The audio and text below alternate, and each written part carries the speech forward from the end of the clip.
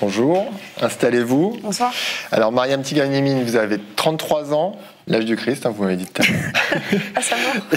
Et vous publiez votre deuxième livre, Dévoilons-nous, sous-titré Manifeste antiraciste et féministe. Un livre court et passionnant dans lequel vous expliquez comment, après avoir porté le voile pendant 18 ans, vous avez fini par le retirer. J'ai dit vous avez fini par le retirer, mais ça n'a pas été si simple puisque vous expliquez dans votre livre justement que ça vous a pris 10 minutes pour le mettre la première fois et quelques années pour le retirer. Et un livre passionnant aussi parce que ce n'est pas un énième pamphlet anti-voile aussi. Bienvenue à vous et merci d'être avec nous. Merci de me recevoir. Alors vous écrivez que vous avez voulu faire un manifeste pour, je cite, expliciter les étapes d'un dévoilement paisible. C'est comment un dévoilement paisible ?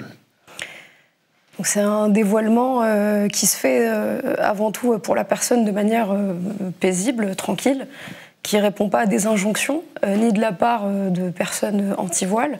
Effectivement, ces injonctions, on les trouve beaucoup dans les discours politiques, relayés malheureusement trop souvent dans les sphères médiatiques, et qui ne répond pas non plus à des injonctions de personnes pro-voile.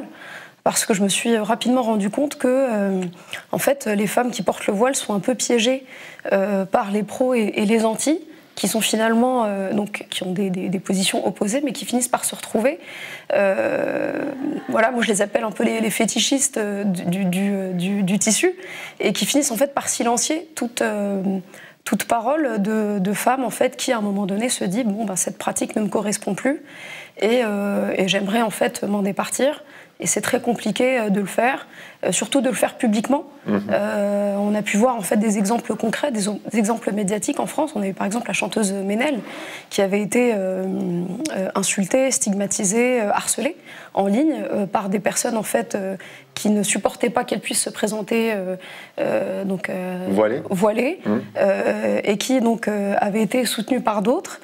Et lorsqu'elle l'a retirée, en fait, toutes ces personnes qui étaient anti-voile ne se sont pas manifestées pour la soutenir, et certaines personnes qui l'avaient soutenue ont fini par se retourner contre elle.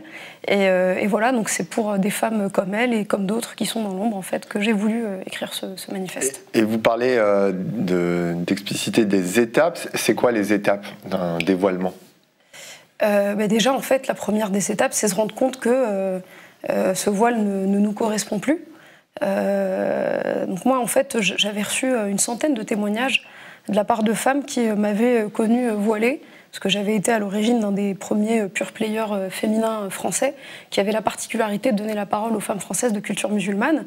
Donc ces femmes m'avaient connue voilée, et au moment de la sortie de mon premier essai, elles m'ont vu en fait dévoilée sur la couverture du livre, sauf que j'avais pas en fait médiatisé mon dévoilement, j'avais pas fait du bruit à ce propos, et elles m'ont écrit, et ce qui est très intéressant, c'est que j'ai reçu la majorité de ces messages sur la plateforme LinkedIn.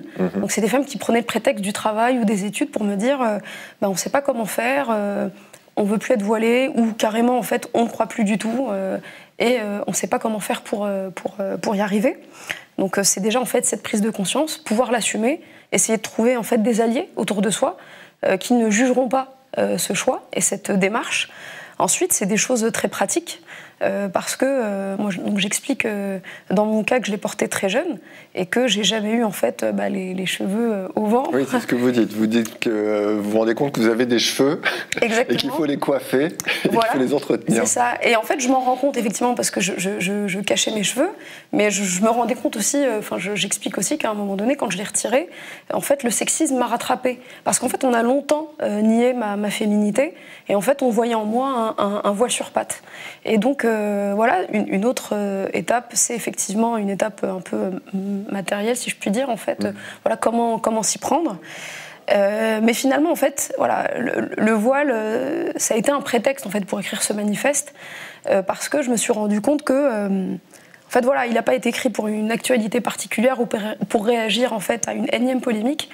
En fait, c'est vraiment pour essayer d'accompagner n'importe quelle personne qui veut faire cet exercice intellectuel en fait de quitter une croyance ou arrêter une pratique.